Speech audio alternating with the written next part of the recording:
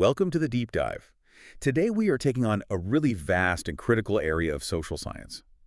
We're looking at the academic study of social stigma and prejudice. And we're going to move way beyond just the basic definitions. We want to explore the structural mechanics of difference, the really profound psychological cost of it all, and the strategies people actually use to cope. That's exactly it.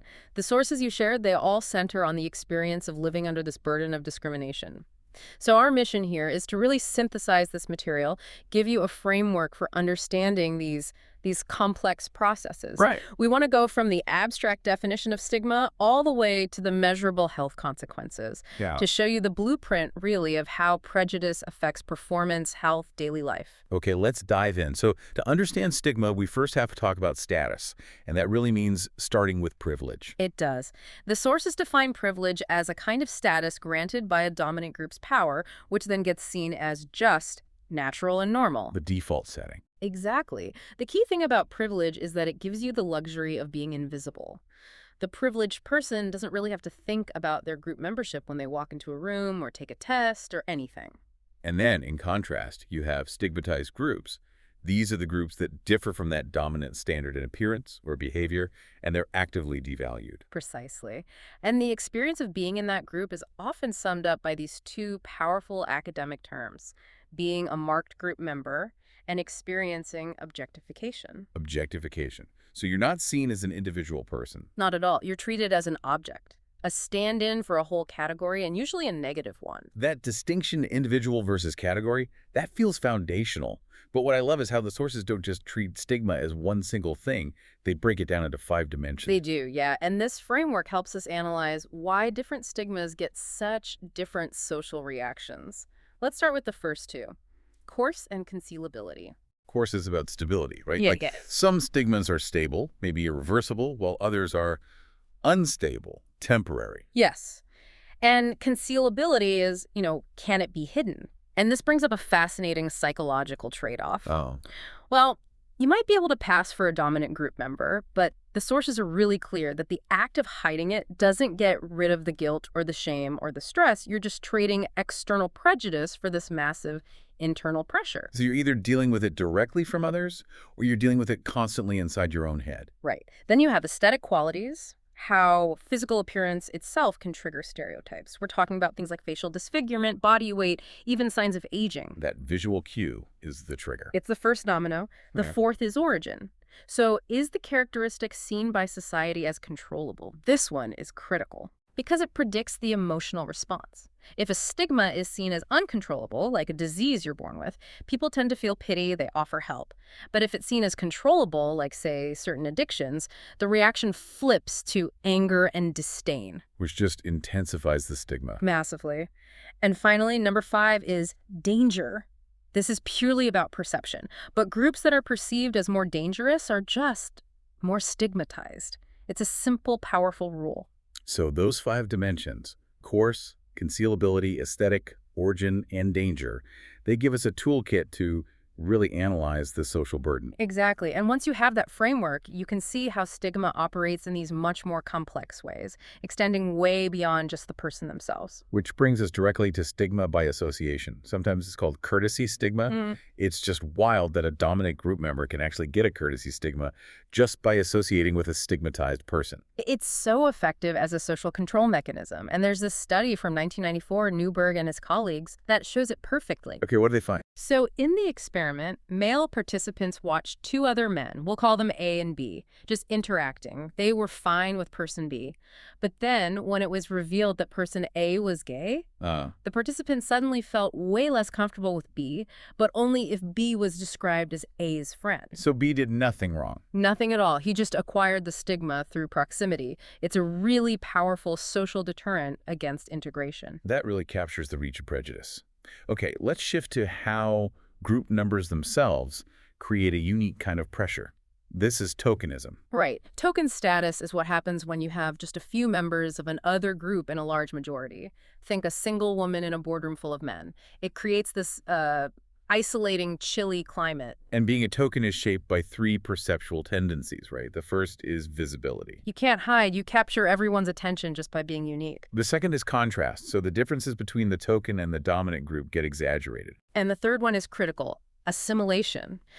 Dominant members don't treat the token as an individual. Instead, they just distort everything the token does to fit the stereotype they already hold. So every mistake you make isn't just a personal error. No, it's evidence that the stereotype is true for your entire group. The pressure to be perfect is just immense. And if we pull the lens back, we see this fascinating contrast that really proves how power defines this whole experience. The glass escalator effect. Yes. So while being a token is usually negative for marginalized groups, the sources show that for men in female-dominated jobs like nursing or teaching, they often get the opposite. They get put on a fast track for promotion. So why does that happen? It's because the existing power structure just reinforces itself. When men enter these fields, they're often just assumed to have leadership qualities. Their token status doesn't make them a target for negative stereotypes. It makes them a visible target for promotion. The context is everything. So if these are the dynamics, what's the actual biological cost of navigating that prejudice day in and day out? Well, it's chronic. And that chronic experience produces chronic stress, which is associated with all sorts of severe health consequences.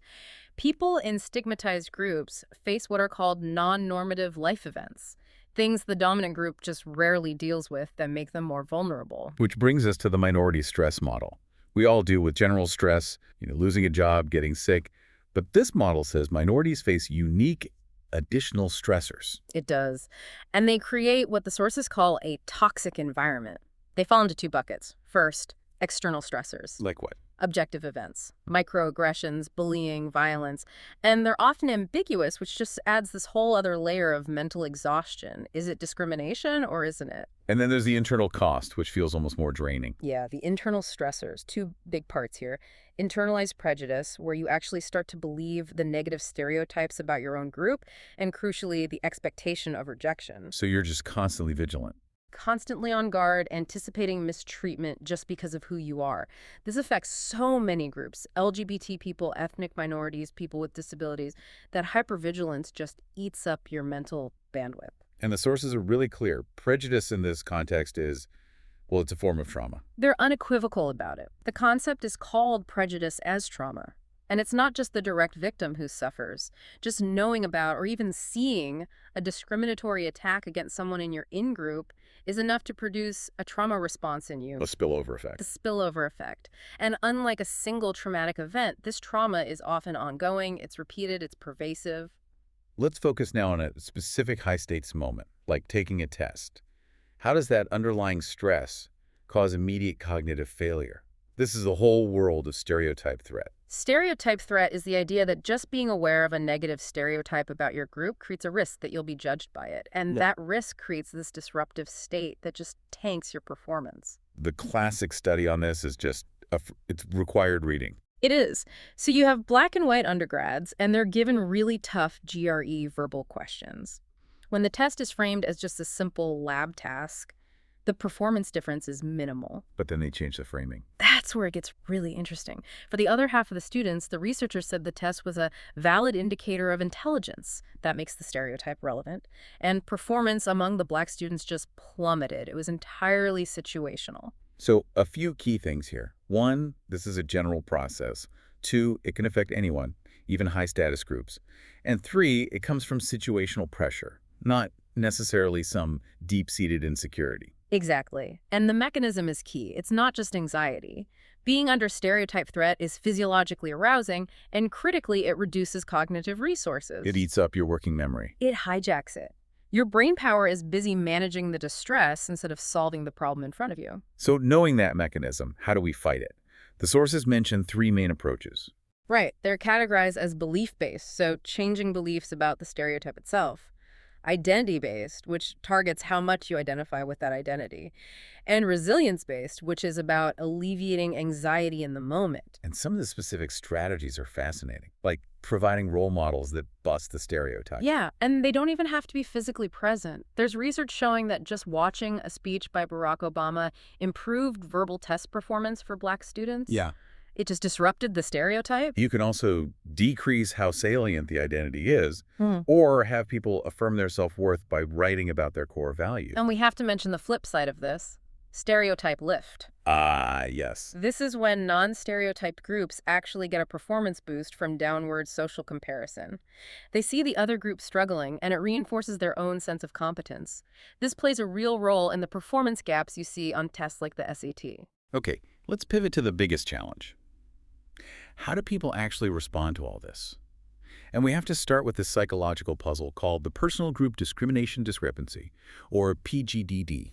This is such a widespread finding. It's the belief that your group is more discriminated against than you are personally. People will say, oh yeah, my group faces systemic issues, but they tend to downplay their own personal experiences. Why? I mean, why does that gap exist? Well, there are two main explanations. The cognitive one is about how we process information. We compare ourselves to, like, an ideal scenario, but we compare our group to the worst examples we see in the media. Group-level stuff is just easier to see. But the motivational explanation feels more, I don't know, painful. People minimize their own experiences to protect themselves. They do. They're trying to avoid the social costs, the risk of being seen as a whiner or a complainer. It's this really difficult internal calculation. Is the cost of confronting this worth it? For a lot of people, minimizing it is just a survival tactic. And that leads right into the decision to confront prejudice. We know it's rare. The sources lay out this 5-step model for it. The CPR model. Yeah. First, you have to recognize it's discrimination. Second, you have to see it as an emergency. Third, you have to feel responsible for acting. Fourth, you have to decide what to do. And fifth, you have to believe the benefits outweigh the costs. And that second step, perceiving it as an emergency, that seems like a huge hurdle, especially with microaggressions. It is, because they're designed to be ambiguous. But we do know people are more likely to call it out if it comes from a clear outgroup member, or if it isn't masked by, a joke or flattery. But even so, people just aren't willing to confront. One study found 75% of women were non-confrontational when they faced sexism. Because the immediate social costs feel very real. But the sources also confirm that people tend to overestimate those costs and really underestimate the long-term benefits, like increased self-esteem, psychological closure, a feeling of empowerment. And when people do confront, the best way is to avoid hostility, appeal to fairness, and be assertive but not aggressive. Okay, finally, let's talk about the active coping strategies people use. The first one is psychological disengagement. This is a defensive move. You detach your self-esteem from outcomes in a domain where you might fail. So if you're stereotyped as being bad at math, you just decide, well, math doesn't define my worth anyway. It protects the ego, but it could hurt your motivation. It's a trade-off. Then there's behavioral compensation. Which is? If you expect to be discriminated against, you change your behavior to actively disprove the stereotype. You overprepare. You work harder than anyone else. But the burden here is huge.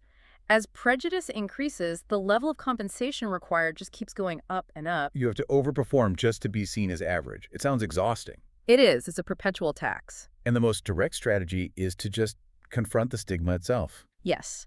This involves things like reframing, taking a negative stereotype and turning it into a positive.